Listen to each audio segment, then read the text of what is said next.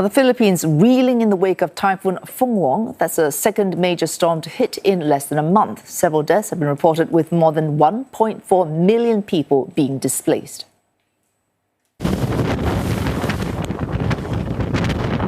The Philippines, no stranger to calamity, once again battered by a typhoon.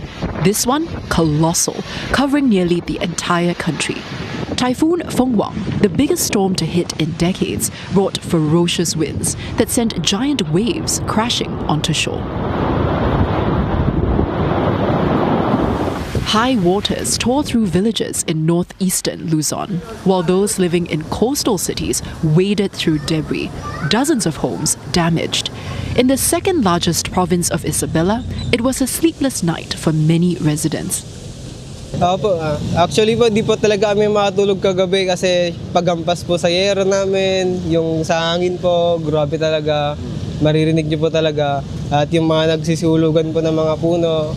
Hindi po ako nakatulog. Yung mga apo ko, sabi ko mag-pray tayo para hindi tayo Nakaupo lang ako, nag-pray sa Panginoon. Hindi ako nakatulog nung kasagsagan ng bagyo.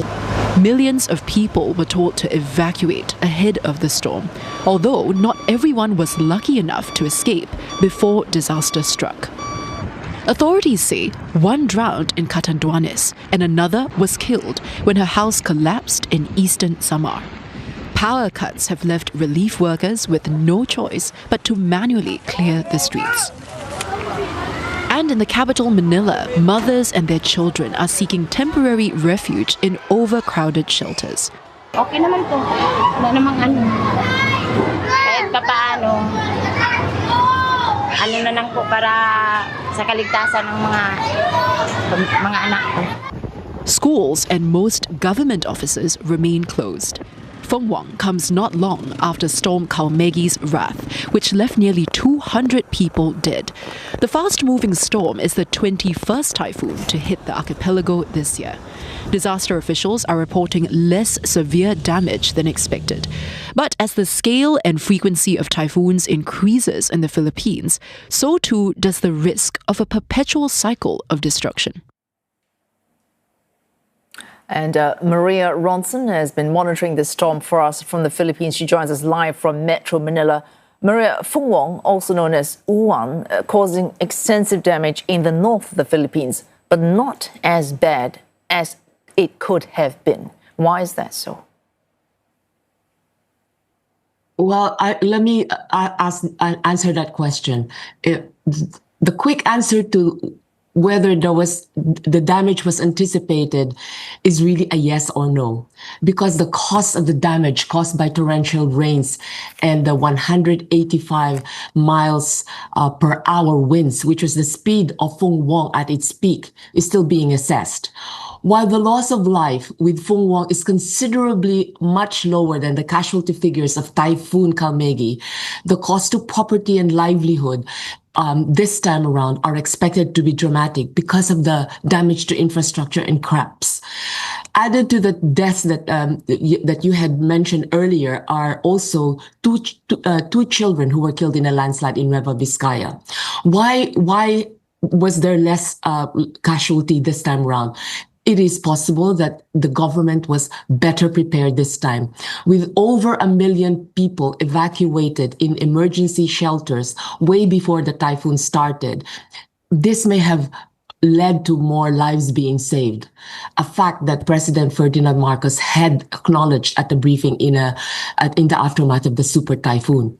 About 318,000 people still remain in evacuation centers today, some of them living in homes along riverbanks and coastal waters. I'm very fortunate, by the way, to have very close contact with the people in Cagayan, which is one of the provinces hit by the super typhoon.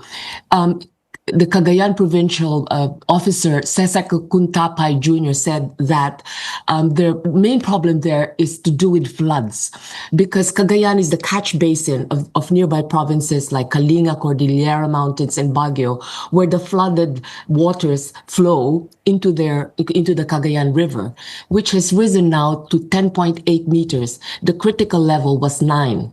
Okay, so the Magat Dam also apparently has opened 7 gates to release overflowing waters because the dam is in critical level. These waters from Magat Dam is expected to flow and contribute to the flooding in Cagayan.